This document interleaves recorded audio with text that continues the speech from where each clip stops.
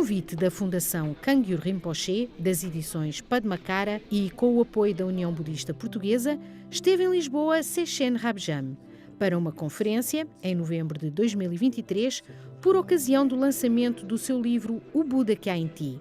Sechen Rabjam nasceu em 1966. Neto e herdeiro espiritual de Dilgo Khyentse Rinpoche, que foi um grande mestre budista muito considerado e respeitado, Sechen Rabjam Rinpoche tornou-se o principal detentor da sua linhagem. É também um dos principais representantes do budismo tibetano, abade dos mosteiros Sechen, no Nepal, na Índia e no Butão, bem como fundador de vários projetos humanitários. Since age of 5, I was sort of studying mostly Tibetan Buddhist tradition. And I was very lucky to be born next to a very great master known as Kyabge Rinpoche. So since he is very well known and very experienced, realized master, so therefore I had a very, very lucky, happy childhood being raised by him. And I was with him from Kyabge Rinpoche.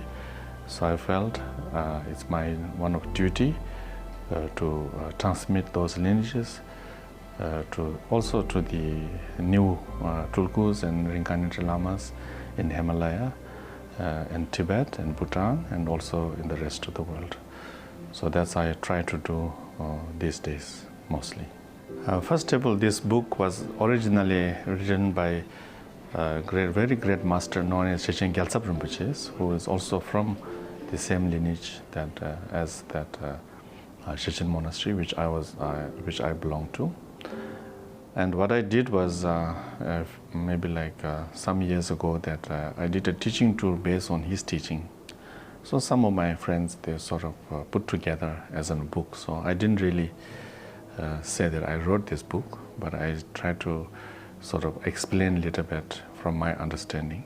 And I'm very happy that now some of my friends from Padmakara translator who put this into Portuguese language.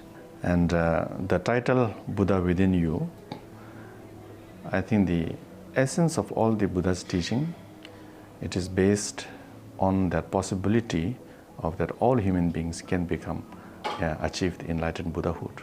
Because we all inherit the Buddha nature, what we call Buddha nature.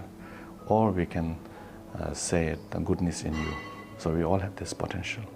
So the teaching of Buddha is how to sort of bring that out.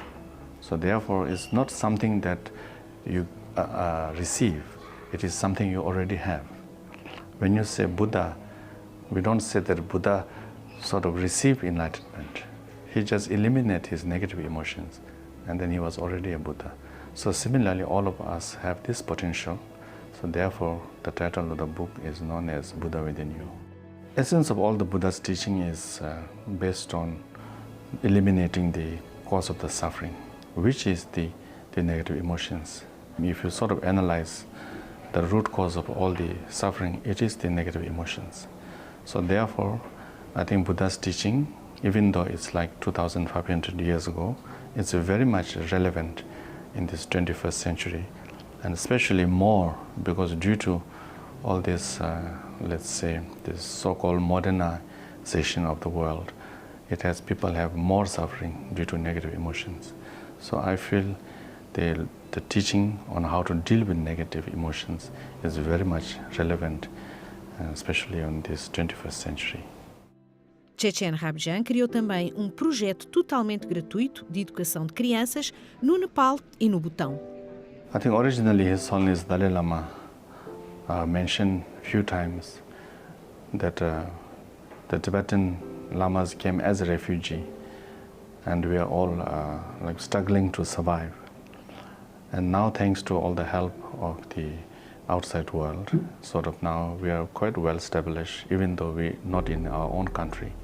It is time for us to reach out to help others. And then my spiritual brother, Matthew Ricard, together we found known as the Karuna Shechen or Shechen Karuna project, which is mainly a humanitarian project. So this is to educate the underprivileged children throughout Himalaya. And also we feel it's very important of preserving the culture of the Himalayan culture, because I think it carries a kind of very strong message, like you mentioned before, how to deal with negative emotions. And these teachings somehow within the Himalayan culture, that we carry this message.